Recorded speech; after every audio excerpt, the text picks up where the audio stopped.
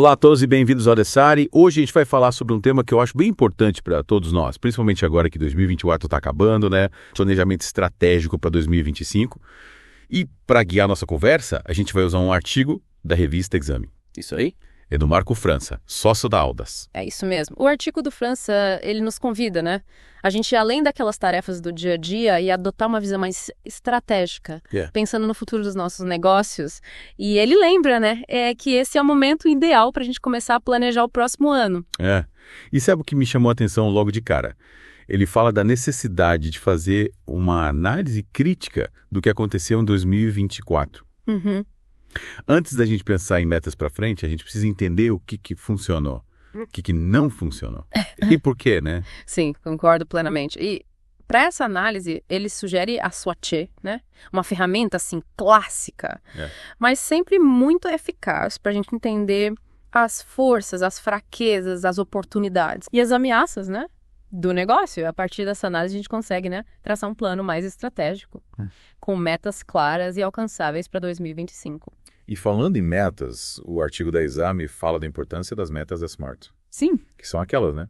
Específicas, mensuráveis, atingíveis, relevantes e com prazo definido. Exatamente. Metas vagas, tipo, aumentar as vendas. Isso não leva a gente a lugar nenhum, né? A gente precisa ser preciso, definir números, definir prazos, definir indicadores para acompanhar o progresso. Por exemplo, aumentar as vendas em 15% no primeiro trimestre de 2025. É uma meta muito mais eficaz do que simplesmente aumentar as vendas. Com certeza. E aí ter metas bem definidas, né? Já leva a gente para o próximo passo, que é elaborar um plano de ação detalhado. E nesse plano de ação a gente precisa ir além, né? De simplesmente listar tarefas. É importante a gente definir as iniciativas, né? Os responsáveis por cada etapa. Os prazos e os recursos necessários. Sem um plano de ação bem estruturado, as metas da SMART, elas perdem força. Total. E aí, do ponto importante que o França coloca é a gente monitorar a execução do plano de perto. Ele sugere usar o ciclo PDCA, né? Que é planejar, fazer, verificar e agir. E essa metodologia permite a gente acompanhar o progresso das metas, né? Identificar se está tendo algum desvio e aí corrigir o rumo. É verdade. Planejar é essencial, mas não adianta a gente criar um plano perfeito e deixar ele, né, na gaveta. A gente precisa acompanhar a execução, analisar os resultados, e fazer as correções necessárias para garantir que a gente está indo no caminho certo. Exato. E aí, para nos ajudar a traçar esse caminho para 2025, o artigo da Exame apresenta 6 tendências. Sim. Que eles acham que vão impactar os negócios no ano que vem. E a primeira delas é a inteligência artificial e automação. O França destaca como a inteligência artificial generativa já está revolucionando a forma como as empresas interagem com seus clientes. Campanhas de marketing personalizadas com base em dados, chatbots que automatizam o atendimento ao cliente, análises preditivas que antecipam as demandas do mercado. São só alguns exemplos do poder dessa tecnologia, né? E a hiperautomação, né? Que usa a inteligência artificial para automatizar processos mais complexos, também aparece como uma tendência forte para 2025. Sim. A promessa é otimizar as operações, né? Reduzir custos e melhorar a experiência do cliente. Sem dúvida. E essa busca por uma experiência do cliente impecável é justamente a segunda tendência apontada pelo artigo. O França, ele enfatiza a importância da personalização. A gente usar os dados e a inteligência artificial de forma inteligente para criar experiências cada vez mais customizadas, atendendo às necessidades de cada cliente. E o comércio social, que já é uma realidade, né? Deve continuar crescendo como canal fundamental de interação com o consumidor. As plataformas de mídia social estão se consolidando como vitrines, né? E pontos de venda, permitindo que as empresas se conectem com seus clientes de forma mais próxima. Sim, e com toda essa tecnologia e dados circulando por aí, a segurança e a privacidade se tornam preocupações ainda mais relevantes, né? A terceira tendência, segurança e privacidade de dados, destaca a necessidade de proteger as informações dos clientes. Sim. E garantir a transparência em relação ao uso dos dados. Afinal, a confiança do consumidor é um ativo muito precioso e as empresas precisam investir em medidas robustas de segurança para proteger essa confiança. O artigo também, ele nos convida a pensar sobre as mudanças demográficas. Sim. E o impacto delas no comportamento de compra, né? A queda das taxas de natalidade, o aumento de lares com uma pessoa só. Isso. Isso está mudando o perfil do consumidor. E as empresas precisam se adaptar, né? Exatamente. As empresas precisam entender as necessidades, os desejos dessa nova geração de consumidores, né? Para oferecer produtos e serviços que realmente atendam às expectativas deles. Essa é a quarta tendência que o França destaca no artigo. Para completar o cenário de tendências, a gente tem a flexibilidade no trabalho, né? Os modelos híbridos de trabalho vieram para ficar e as empresas precisam investir em tecnologias que possibilitem essa nova dinâmica, garantindo a produtividade e a satisfação dos funcionários. É fundamental a gente criar um ambiente de trabalho que seja flexível e, ao mesmo tempo, produtivo. E a tecnologia tem um papel fundamental nesse processo. Essa é a quinta tendência que ele destaca. E para finalizar a análise do artigo, o França traz um ponto super importante. A relevância das fusões e aquisições no cenário econômico. Ele fala que desde 2023, os fundos de Private Equity e Venture Capital estão enfrentando desafios. O que abriu espaço para players estratégicos liderarem as movimentações. E essa tendência deve continuar em 2025. Ou seja, o mercado está aquecido, né? E as empresas que estiverem preparadas, elas vão poder aproveitar as oportunidades de fusões e aquisições para expandir seus negócios. Adquirir novas tecnologias, fortalecer sua posição no mercado. Essa é a sexta e última tendência que o França destaca no artigo. Massa! Quanta coisa a gente já falou nessa primeira parte, hein? É verdade. A gente analisou a importância de um planejamento estratégico bem estruturado para 2025. Com metas claras, um plano de ação detalhado e acompanhamento constante. E, claro, exploramos as 6 tendências que, segundo o Marco França, vão impactar os negócios no ano que vem. É isso aí. E na segunda parte do nosso Adessari, a gente vai se aprofundar em cada uma dessas tendências. A gente vai explorar como elas podem impactar os seus negócios e como você pode se preparar para os desafios e para as oportunidades que elas trazem. Então não perca a segunda parte do nosso programa. Até já!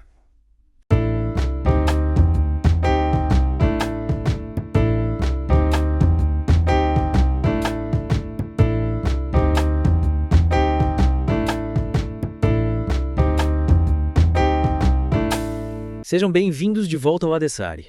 Na primeira parte, a gente discutiu a importância do planejamento estratégico para 2025 e como o artigo do Marco França na revista Xiaomi nos dá um ótimo ponto de partida.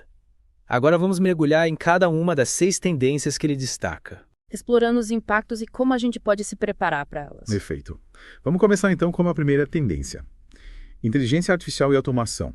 O França menciona a inteligência artificial generativa como uma força disruptiva. E eu concordo com ele.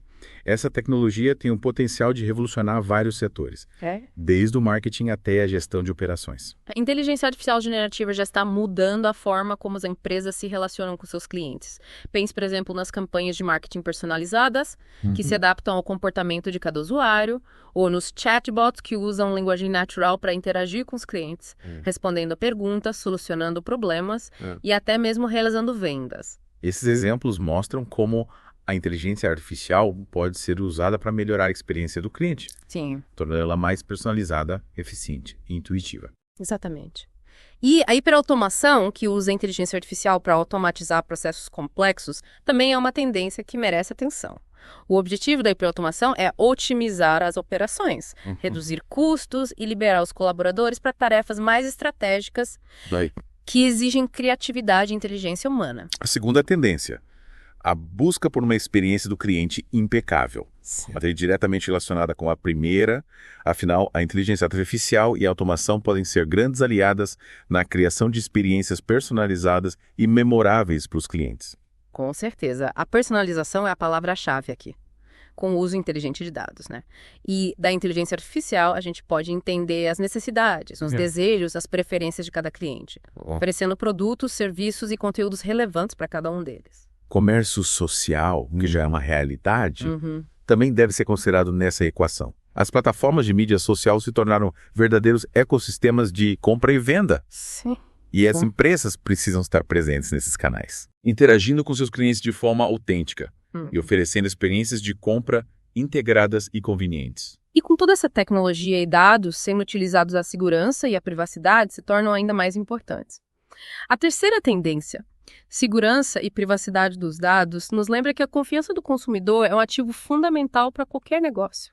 As empresas precisam ser transparentes em relação à coleta e ao uso dos dados dos clientes, além de investir em medidas robustas de segurança para proteger essas informações contra acessos não autorizados. E vazamentos. Afinal, proteger os dados dos clientes é proteger a reputação da empresa. A quarta tendência apontada pelo França é a mudança demográfica e o seu impacto no comportamento do consumidor. O declínio das taxas de natalidade e o aumento de lares unipessoais estão mudando o perfil do consumidor. E as empresas precisam se adaptar a essa nova realidade. A gente precisa entender as necessidades, os desejos e as expectativas dessa nova geração de consumidores. O que eles valorizam? Quais são seus hábitos de consumo? Como se informam e tomam decisões de compra? Essas são perguntas que as empresas precisam responder para se conectar com esse novo público e oferecer produtos e serviços relevantes para eles. A quinta tendência, a flexibilidade no trabalho, também impacta diretamente o mercado. Os modelos híbridos de trabalho vieram para ficar e as empresas precisam se adaptar a essa nova realidade, investindo em tecnologias que permitam a colaboração e a comunicação eficientes entre as equipes, independentemente de onde estejam trabalhando. E nesse novo cenário, a gestão de talentos também precisa se adaptar. É preciso criar uma cultura de trabalho que valorize a autonomia, a responsabilidade e a colaboração. Além de oferecer ferramentas e recursos que possibilitem o trabalho remoto de forma eficiente e segura. E para finalizar nossa análise das tendências, chegamos à sexta e última. As fusões e aquisições. O França destaca a relevância desse movimento no cenário econômico atual, impulsionado em parte pelos desafios enfrentados pelos fundos de private equity e venture capital. Isso abriu espaço para que players estratégicos liderem as fusões e aquisições, buscando expandir seus negócios e fortalecer sua posição no mercado. Uma fusão ou aquisição bem-sucedida pode ser um grande impulsionador de crescimento e inovação, mas é preciso ter cautela e realizar uma análise profunda dos riscos e das oportunidades antes de tomar qualquer decisão. Afinal, uma fusão ou aquisição mal planejada pode gerar resultados desastrosos para as empresas envolvidas. Com certeza. As empresas precisam estar preparadas para analisar as oportunidades, avaliar os riscos e tomar decisões estratégicas que as levem ao sucesso. E aí? O que você achou da nossa análise das 6 tendências? Conseguimos cobrir os pontos mais importantes? Sim, acredito que sim. A gente abordou cada uma delas, explorando os impactos e como as empresas podem se preparar para o futuro. Mas ainda temos muito a discutir.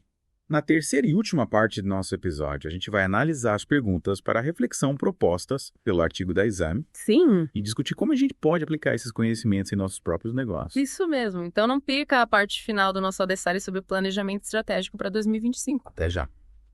Até já.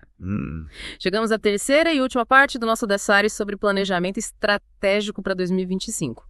Nas partes anteriores, a gente analisou as ideias do Marco França, né? Isso. Lá na revista Exame. A gente explorou a importância do planejamento estratégico e as 6 tendências que ele destaca para o ano que vem. Agora, a gente vai se aprofundar nas perguntas que o França coloca para a gente, para guiar o nosso processo de planejamento. Exatamente. O França nos deixou com 3 perguntas, né? Bem cruciais para a gente conseguir aplicar tudo que a gente discutiu aqui nos nossos próprios negócios. A primeira pergunta é: como sua empresa pode usar a inteligência artificial para ganhar mais eficiência operacional no próximo ano? Essa pergunta já leva a gente a pensar de forma mais prática, né? Sobre a inteligência artificial.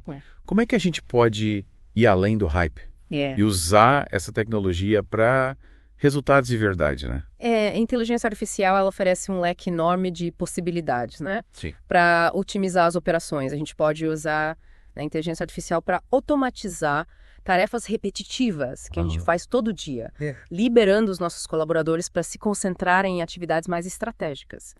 Podemos usar algoritmos de machine learning para analisar grandes conjuntos de dados, identificar padrões e insights que ajudam a gente a tomar decisões mais inteligentes. Podemos usar a inteligência artificial para otimizar a gestão de estoque, prever a demanda com mais precisão. Sim. Reduzir custos. As possibilidades são muitas, né? O desafio é a gente encontrar soluções de inteligência artificial que se encaixam melhor, né? Na necessidade de cada negócio. A segunda pergunta que o França propõe é a gente refletir sobre o impacto das mudanças demográficas nos nossos produtos ou serviços. Como a gente viu, né? O perfil do consumidor está mudando com a queda das taxas de natalidade, o aumento dos lares unipessoais. O que essas mudanças significam para o seu negócio? Essa pergunta, ela nos desafia a analisar nosso público-alvo, né?